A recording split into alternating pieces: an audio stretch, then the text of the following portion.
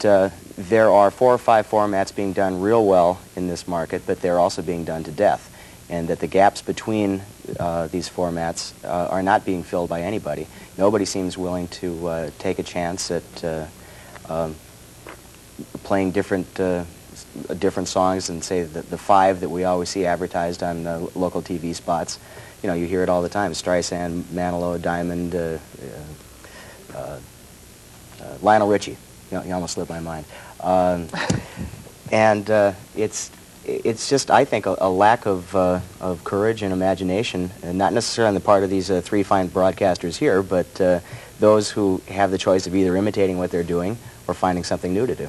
Well, now, wait a minute. I look at these fine broadcasters that we have here. As a matter of fact, gentlemen, I look at all of you, and I'm beginning to wonder, is the reason we have perhaps a lack of creativity on programming is because our radio program managers and decision makers are rather sexist, white male-dominated scene? No? No, I don't feel that way. In fact, I feel that the Twin Cities is one of the more creative markets in the country, and there's more opportunity for female broadcasters here than anywhere else in America. How many are there, by the way? Oh, Do you know? There are many, many people that are on the air, and maybe not as many men, and maybe there should be more women, and there are more women all the time. But we have women in positions of management at our station, and I think all the other stations do as well. And when I read that radio here is not creative, I feel like the network newscaster on the movie network who says, "I'm mad as hell and I'm not going to take it anymore." It really isn't true. Adam, and you have to delve deep into it to get to it, and we can't do it in 10 minutes, I don't think. Adam Platt, jump in here, because you went after particularly radio in terms of the music. Yeah, well, I think you know, Chuck says he'll take the Howard Beale role. I can take the opposite side. I think a lot of people, and from the response I've got to my article, are mad as hell that they can't hear a lot of things on the radio. I mean, Mark and Chuck are nice guys, I'm sure, but, I mean, I've heard enough Neil Diamond and Aldo Nova to the point, you know, you want to drive off a bridge. And there's so much music that's not being played, and so much music is being repeated over and over, station to station, that it seems like there's some opportunity for some creativity and risk-taking, and no one seems to be willing. I don't think this market is that creative. Steve, Mark? Well, I think musically, I can speak from our radio station experience. We're an album-oriented rock station, and our job is to build the deep library and to play a wide variety of music. We're constantly researching new music to play. We're always taking chances on new music. Hot out of the album jackets, we have to throw it on the turntable and play it a few times to make it familiar before people decide whether or not they like it. And we're going through that process continually. And for us, the difficulty that I had with Rick's article is that we play hardly any music, and that WCCO's format is so broad and so diverse that clearly there had to be much within the context of the program that would be interesting to all of the people sitting here, and over 1 million people on a weekly basis, different people. Steve, isn't it true, though, that WCCO AM in particular is trying to appeal to a younger and even more female market? Do you think your current lineup of talent is meeting that market demand? Oh, I think what we're doing now with the changes that are upcoming on May 4 is giving our people more time. That if you look in our morning, as an example, it has historically been 5 to 6, 6 to 7, 7 to 8. It's in lumps of time. And what we're doing is some house cleaning that gives the current personalities a little more time to spend on the air. And essentially, we're looking at it as housekeeping. Plus, we're looking at the addition of some additional talent. Rick Shevchuk, is WCCO losing its dominance over the radio market here? Yes, it is. I don't think even Steve would disagree with me, at least not off the set. But dominance compared to what other markets? Right now, WCCO has still got a, well, as I hear all the other station managers saying, they may have problems, but they're problems we'd like to have. It's just that they used to be a 25 share, and they were a 30 share before that, and they were a 40 share before that. So they're being slowly chopped down to size the way the AM major market giants in every city in the country were chopped down over, say, the last 20 years. Yeah, but you have an FM station in Dallas that's the #1 station in Dallas with an 8 share that just sold for $82 million. So and most listeners realize that radio is an entertainment medium, but what we need to get at is the fact that radio is a business medium as well. There are many stations in this town that have tried all weather, and it didn't work. They've tried a lot of album alternatives that didn't work. and they weren't supported by the public. K-Twin, when it was on as a jazz station, was not supported in the ratings by the public. So the broadcasters who come in on the stations that need to get ratings look at the giants and say, well, we better do what they're doing, because if we do something that's different, it won't be supported and we won't have the dollars to continue. I think that's a mistake, if I might jump in. Again, we constantly do research to find out what the public wants, and in that research we've found inadvertently that there are some holes to be plugged in the market.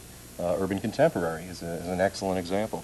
There are a lot of people out there that want to hear it. There's a little station, KMOJ, in North Minneapolis that has a limited signal, but at the same time they're showing a tremendous amount of strength, especially in the recent months.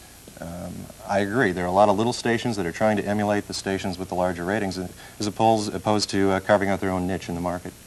Chuck, if I misunderstood you, please correct me, but it sounded as if you were saying that when you get a lot of money, you get fat and sassy, and you also get afraid of taking risks. It seems it ought to work just the opposite. If you've got a lot of money, you ought to be able to take some risks.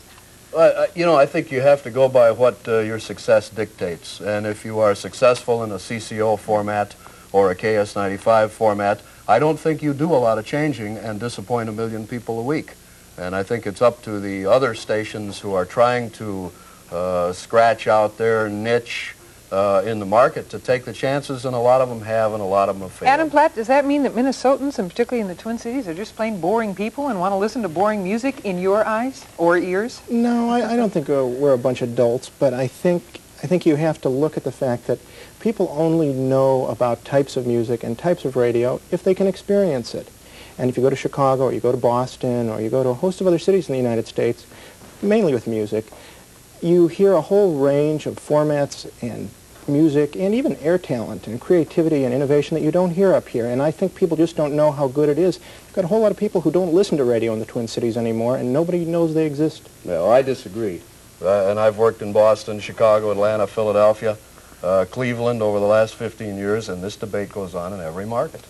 Well, is that true in terms of there being sort of boring radio across the state as well as across this country? Again, in terms of your definition of what is boring, obviously, Chuck, it's an industry problem, absolutely.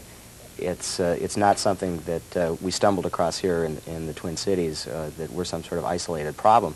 The whole industry is not as much fun as it used to be for people in the industry. From what I've heard from a lot of people who work in radio, they say that 20 years ago you could take chances, you could do something by instinct, but you can't make a move without research anymore. Let me jump to you then, Steve, with that question, because are you the symbol of sort of the new kind of radio management? I mean, you know radio, but you come out of a marketing background, not out of being a creator of radio programming.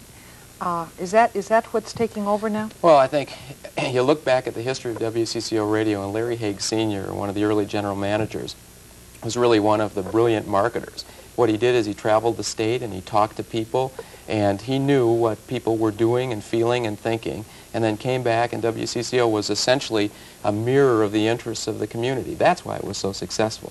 So all we have to do is take the early lessons from him. It just happens that there are more sophisticated research techniques available now, but it's listening to people, it's understanding the community, and then making certain that the programming that we have is consistent with their needs, their interests. Mark, how do you respond to a concern that's been raised that Minneapolis is known to have a Minneapolis sound, and just about everybody else in the country hears it except Minneapolitans?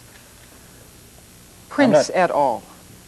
I'm not sure how to respond to that question in terms of a Minneapolis sound. You're referring to what, a limited variety of music? Is that what you're suggesting? No, I mean, we've got Prince, we've got, what, Jimmy Jam, the Wallets, etc. We've got a group of our own artists who have become known. And no radio station in town plays them. Well, I think that isn't true, no. The contemporary hit radio stations, you know, WLOL, KDWB, who aren't here to defend themselves today, do play those songs, and I guess I'll stand up for them. And there are a lot of rock and roll groups coming into their own that we're playing on the air as well, and I think they get exposed.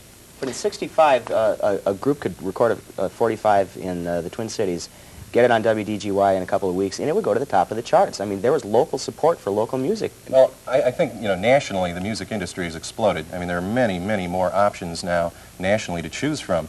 You know, you wouldn't believe the CDs and albums that we receive into our radio station on a weekly basis. At one time, you may have received a dozen new records a week. Now you can receive 120 new records a week. So the chances of that local group breaking through the clutter are much more limited than they were before. There are a lot of excellent national bands coming out with great new music today.